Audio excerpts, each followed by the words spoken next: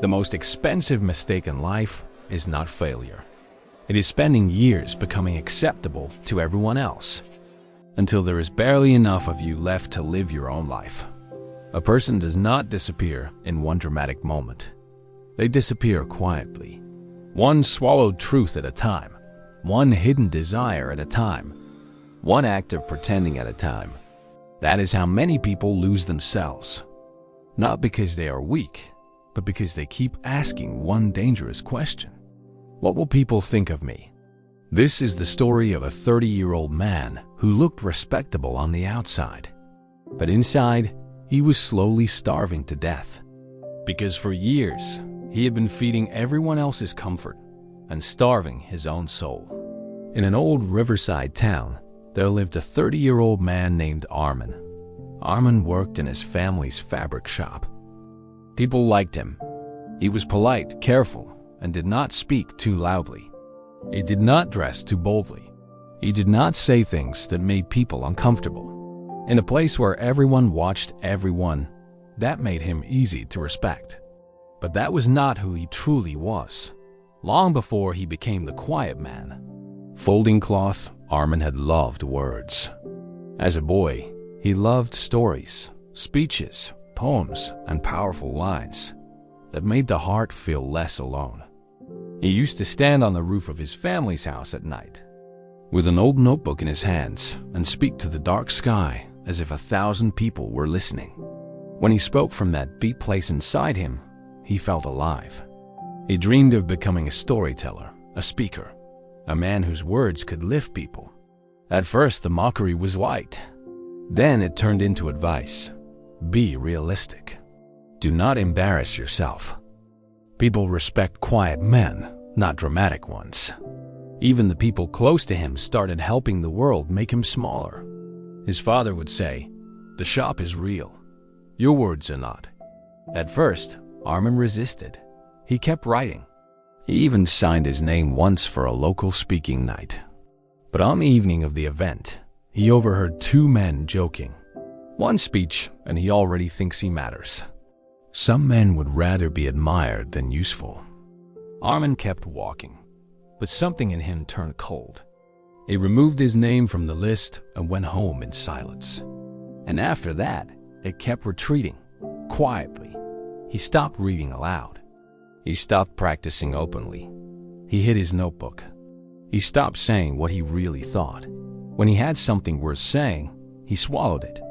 And the more he disappeared, the more comfortable the town became. But inside, Arman felt something more painful than rejection. He felt erased. That was the cruelest part. The more he betrayed himself, the more the world rewarded him. One rainy afternoon, Arman was closing the shop when his 12-year-old nephew Yaman came in. "Uncle," he said, "my teacher asked me to read my poem at the school gathering next week." Arman looked up. "That's good." Yaman shrugged. "I said no." Arman frowned. "Why?" The boy looked down and said, "Because if I stand in front of people, they'll laugh, and I don't want them to think I'm strange." Then he said the sentence that struck Arman like a blade. "It's better to stay small, right? And nobody talks too much." For a moment, Arman could not breathe, because he did not hear only a child speaking. He heard his own damage. He heard the life he had been modeling. Not with advice, with example. Yaman looked at him and asked, "Isn't that what wise people do?" Arman opened his mouth, but nothing came out. That night, one truth returned to him. He was not only losing himself, he was teaching someone younger how to lose himself too. That hurt more than all the town's judgment put together. The next afternoon, Arman walked into the older part of town until he reached a quiet lane behind the market.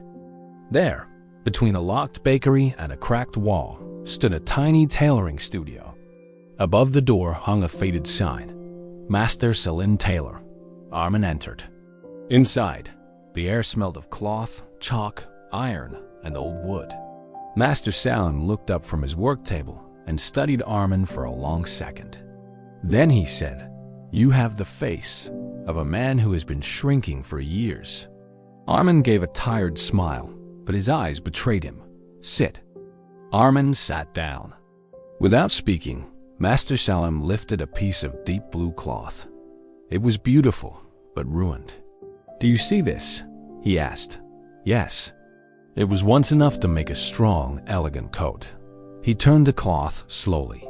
But the owner kept changing his mind. Narrower here, shorter there. Make it please one person, then another. Every opinion made another cut. He laid the cloth flat. Now, there is barely enough left to make anything. Then he looked directly at Arman and said, "That is what happens to a life that keeps changing shape for other people's comfort." The words went straight into him. Arman looked at the ruined cloth and felt, with painful clarity, that he was staring at himself. "I thought peace would come if I became smaller," he said quietly. "I thought if I stopped giving people reasons to talk, life would become easier." Master Salim asked one question. "And did it?" Arman answered immediately, "No." The old tailor nodded. "Of course not. Because the crowd is never quiet for long." He leaned back and spoke slowly. "When you shine, some will call you proud. When you hide, some will call you weak. When you speak, some will say you want attention. When you stay silent, they will still find something else." Then he gave Arman the sentence that split him open. "If other people's comfort decides your shape, then your life is no longer yours." Arman lowered his head. For years, he had been paying with his real self for a peace the world never intended to give him. But how do I stop caring? Master Salam picked up a pair of scissors and placed them gently on the table. "You may never stop hearing people," he said, "but you can stop handing them the scissors." The room went still. The tailor's voice softened. "The world will always have opinions. If you let every mouth cut you, one day you will wake up and realize there's barely enough of you left to become what you were meant to be." Arman sat there breathing slowly. Before he left, Master Salam said one final thing. "Respect that asks you to disappear is too expensive." That night, Arman went home, opened the drawer, and took out the old notebook he had hidden for years. He turned the pages, old speeches, half-finished reflections, lines that once carried fire. As he read them, grief rose in his chest. Not because he had no gift, because he had left it hungry for so long. No one had fully stolen his voice. He had surrendered it piece by piece. The next morning, before the market fully opened, while the streets still smelled of rain, Arman walked to the old stone fountain in the square with the notebook in his hands. His heart was beating hard. A bread seller arranged warm loaves. A woman swept the front of her shop. 3 men drank tea near the corner stall. Arman stopped beside the fountain, opened the notebook, and began to read aloud. His voice trembled. The first line came out thinner than he wanted. Someone turned. One man smirked. Another whispered, "What is he doing?" Old fear rose in him like fire. For one terrible second, he almost closed the notebook. Then, one thought hit him harder than fear. If he walked away now, he would keep dying in the same quiet way. So he read the next line, then the next, then the next. The fear stayed, and for the first time in years, it was no longer leading him. That was the beginning. Not applause, not approval, return. He came back the next morning, and the next. Some days only a few people heard him. Some days boys laughed openly. Some days nobody stopped. Some days someone muttered, still trying to be important. But Arman kept returning, not because the town had changed, because he had finally become more tired of self-betrayal than of judgment. Week by week, his voice grew steadier. A fruit seller began pausing while arranging oranges. An old man removed his cap and listened quietly one morning from the edge of the square. A woman carrying water stopped and said, "That line about borrowed eyes felt too true." And then something even more important happened. Yaman started coming. At first, the boy only stood a little distance away, pretending not to listen. Then, one morning, after Arman finished, he stepped closer and asked in a small voice, "Can I read one paragraph tomorrow?" Arman looked at him, and something deep and painful warmed inside his chest. "Yes," he said, "read." The next day, Yaman's hand shook so badly, he nearly dropped the page. His voice cracked once. Two boys laughed from the side. Yaman looked frightened. Arman placed a steady hand on his shoulder and said quietly, "Keep going." The boy read the rest. When he finished, he looked up, breathless. And in that moment, Arman saw something he would never forget. A younger heart becoming brave because an older one had finally stopped teaching fear. That was when he knew the true victory had already begun. Not in the square, inside him. A week later, the school gathering arrived. The same event Yaman had first wanted to avoid. The hall was full of parents, teachers, neighbors, and children shifting nervously in wooden chairs. Low conversation moved through the room like restless wind. When the teacher asked if anyone would like to speak before the student readings began, silence filled the hall. Then Arman stood. His legs felt heavy. His chest tightened. He walked to the front with his notebook in his hand, and years of old fear waking inside him one last time.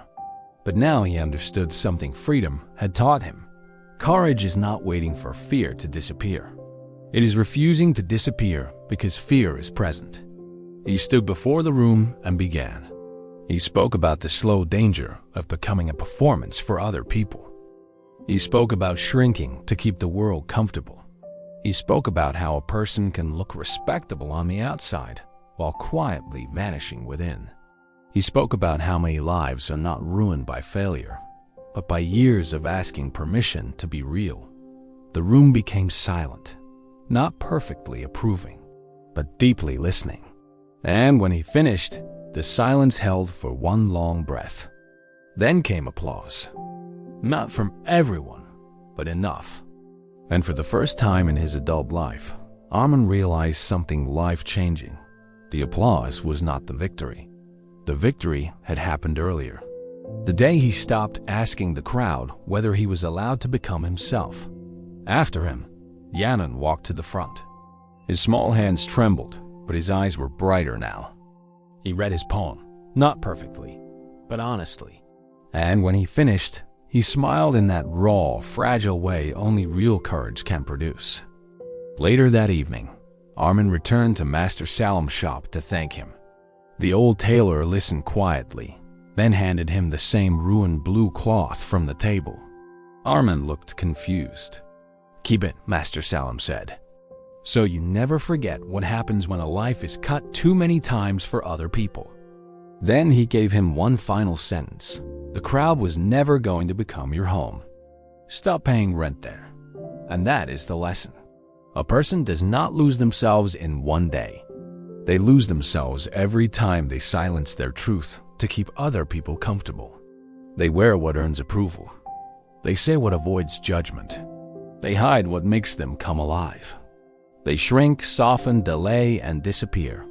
Until one day, even they can no longer recognize what remains. But the world has always been noisy. It talks when you rise. It talks when you hide. It talks when you try. It talks when you fail. So do not spend your one life trying to buy silence from mouths that were never going to stop speaking. Because the real question is not, what will they think of me? The real question is, what will remain of me if I keep abandoning myself? Like this video if the story spoke to you. Share it with someone who needs this message today. And comment below. What is one part of yourself you want to stop hiding because of other people's opinions? Don't forget to subscribe to Meratic Tales for more simple English stories with deep life lessons. Until next time, stay calm, stay grateful, and keep moving forward in life.